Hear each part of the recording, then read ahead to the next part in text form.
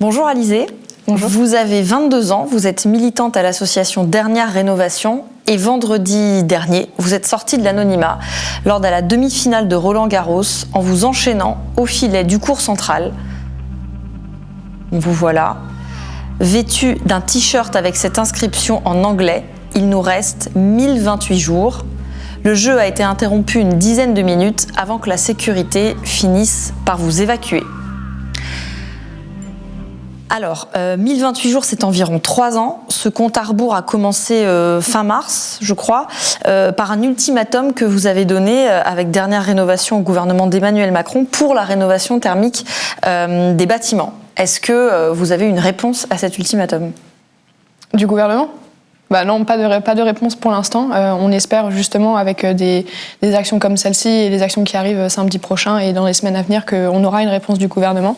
Mais pour l'instant, non, toujours rien. Ce que vous leur demandiez, c'était de régler la rénovation thermique dans un délai que ce soit qu'ils actent immédiatement la rénovation énergétique des bâtiments et que c'est à partir d'aujourd'hui qu'ils mettent en place tout ce qu'il faut faire pour la rénovation énergétique.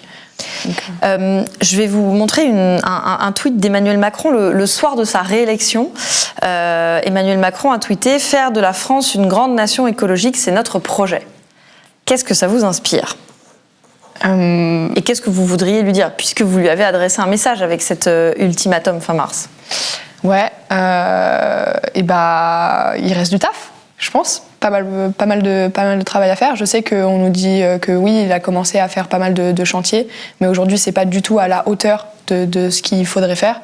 J'ai plus les chiffres exactement en date. Je crois que c'est qu'il rénovait 50 000 sur les 700 000 prévus. C'est des chiffres comme ça qui sont vraiment petits comparés à tout ce qu'il nous reste à faire. Et d'autant plus, sur une fenêtre d'action qui est très petite, il nous faut faire des grands chantiers de rénovation énergétique. Est-ce que vous croyez en sa sincérité et son envie réellement de faire un changement net et une politique en faveur de la planète radicale ? Pour moi, Emmanuel Macron, c'est un individu comme un autre. Je pense qu'il faut qu'on le pousse. Il faut que nous... les gouvernements n'ont pas agi pendant 30 ans, en fait. On est tous au courant de ce qui se passe et personne n'agit. Des gouvernements n'agissent pas. Donc pour moi, c'est moi, en tant que citoyenne française, d'inviter tous les Français à entrer en résistance civile pour forcer un gouvernement.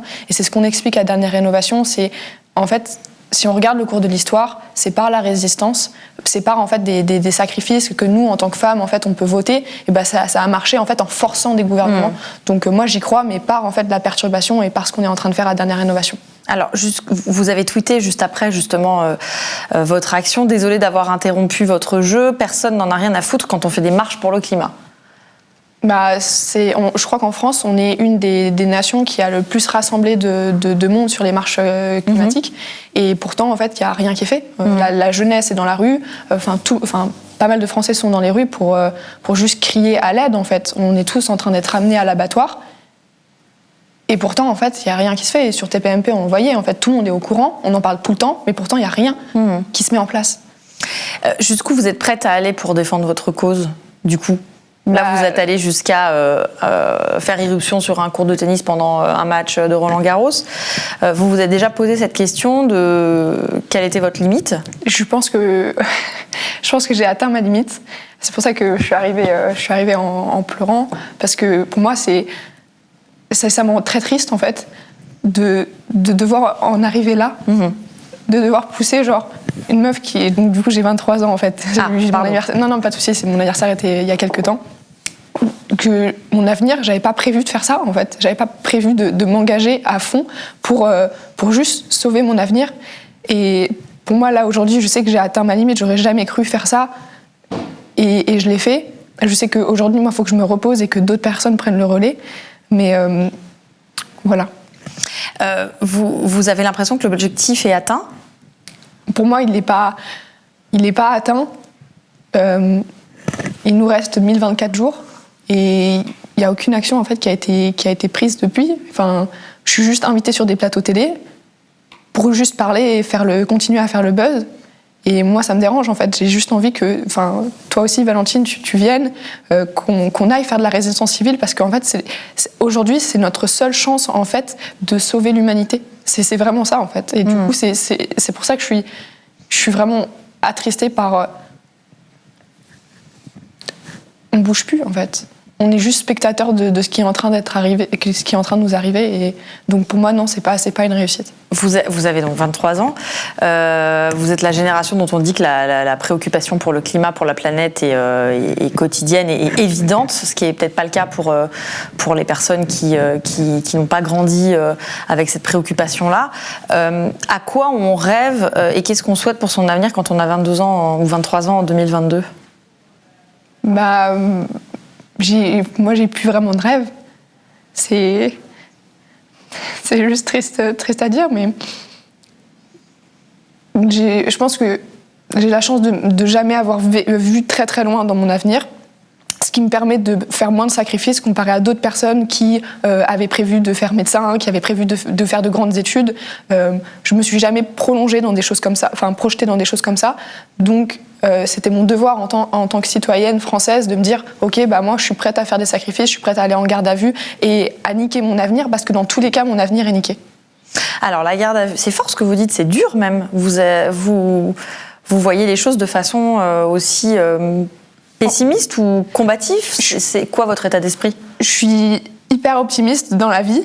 Juste là, je sens que j'ai beaucoup de tristesse en moi, dans mon petit cœur. C'était quoi c'était une question je vous me disais simplement que vous aviez l'air peut-être pessimiste, mais vous me dites que vous êtes optimiste dans la vie. Donc, c'est quoi votre état d'esprit ? Vous êtes dans quelque chose de combatif, notamment à travers l'association dans laquelle vous êtes ? Ouais, et en fait, c'était ça que je voulais reprendre. C'était juste... oui, je regarde la réalité en face, en fait. Je suis une personne optimiste, mais je suis en train de regarder la réalité en face. On nous dit que dans 10 ans, en fait, il y a 1 milliard de personnes sur les routes, il y a 100 millions de morts en 2030. Donc, en fait, quand j'aurai 30 ans, c'est comme s'il y avait 2 guerres mondiales qui étaient en train d'arriver. Enfin, c'est juste essayer de réaliser ça. Donc, forcément que je peux pas être dans un état d'esprit jovial quand il faut annoncer ça aux gens, quoi. Alors, vous avez parlé de cette garde à vue. Donc, vous avez été en garde à vue pendant 40 heures. Il s'est passé quoi pendant ces 40 heures ? Du temps. Ouais, beaucoup. 40 heures, du coup.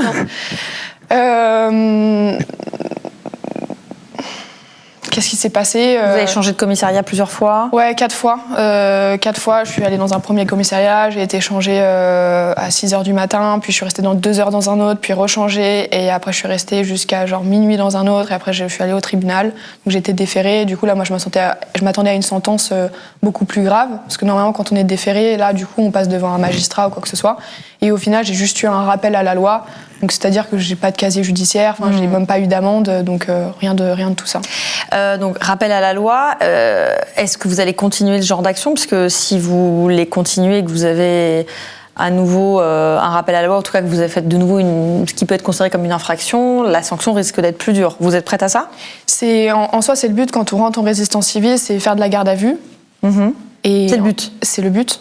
C'est le but, c'est de montrer que des citoyens et des citoyennes sont prêtes en fait à perdre leur liberté et en fait à essayer de faire grossir ça en fait pour montrer en fait que en fait on peut plus en tant que Français, on a besoin en fait de tout le monde et ça commence par aller en garde à vue pour montrer ça. Ma phrase n'était pas très française, mais on a compris. Et ensuite en fait c'est jusqu'à des personnes qui sont prêtes à aller jusqu'à un procès en fait. Moi il y a 4 mois, je finissais juste mes études et je pensais même pas aller en garde à vue. J'ai juste commencé un peu à travailler chez Dernière Rénovation, à comprendre un peu comment ça marchait, à m'informer en fait sur l'urgence climatique. Et du coup, j'ai dit peut-être que je serais OK d'aller en garde à vue. J'ai fait une première action le 1er avril où j'ai eu un rappel à la loi déjà. Et la garde à vue s'est très bien passée. J'étais entourée aussi avec d'autres personnes de Dernière Rénovation, donc je l'ai pas fait seule, donc c'était beaucoup plus aidant. Donc c'était pour l'occupation, le blocage du périphérique parisien pendant une trentaine de minutes. C'est ça. C'était ça le 1er avril. Ouais. Et du coup, là, j'ai fait cette action seule, j'étais en garde à vue seule, donc c'était beaucoup plus dur. Aujourd'hui, je pense que oui, je referai des actions. Je sais pas si je suis prête à aller jusqu'à un procès. C'est en cours. Je réfléchis, j'essaie de voir si je peux le faire. C'est à chaque fois des questionnements, mais je pense que oui, en fait, j'irai jusqu'à où il faut y aller. Mais là, aujourd'hui, quand je te parle, je sais que j'ai atteint ma limite parce que depuis vendredi, je me suis pas reposée. J'ai besoin de temps pour réfléchir jusqu'à où je vais. Mais notre but chez Dernière Rénovation, c'est que des personnes aillent en garde à vue et que des personnes aillent jusqu'à un procès, en fait, pour en fait faire aussi une sphère médiatique qui montre que on est là en fait et porter ça publiquement, porter ce débat publiquement. De nouvelles actions sont prévues ce week-end. Vous pouvez nous en dire plus ? Des nouvelles actions sont prévues ce week-end. C'est des équipes de 10 personnes. Environ 10 personnes pour bloquer la route. Et après, il y en aura d'autres dans les semaines à venir aussi. Donc voilà. Vous en dire plus.